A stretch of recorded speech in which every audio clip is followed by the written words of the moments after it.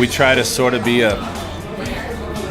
like a proverbial canvas or gallery for the breweries, you know, especially when, you know, if you look at, we have 10 draft lines over here, and we love for that to be a gallery to showcase what they're doing, showcase how they're playing, showcase them for their creativity. So that's what we do here. That's how we curate the list here. You know, it's an ever-changing, daily changing list. It's the relationships, it's the dialogue, the daily dialogue with the brewers. It was our entire life coming together in experiences and desires and passions, ultimately culminating to where you're sitting today.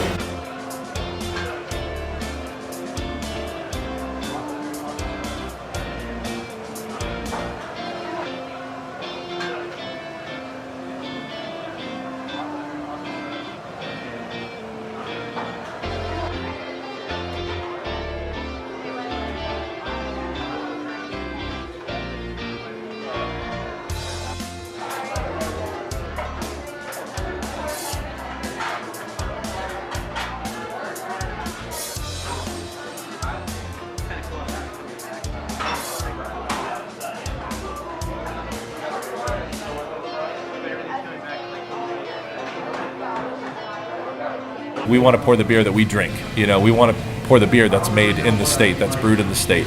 We want to pour from breweries that are a little bit smaller, that are more flexible, that are more nimble, they can play more, they don't have to do such large batches, I guess, so to speak. It's funny, man, like I almost equate it to music, right? Like we all have the bands we love, but we're also looking for what's new.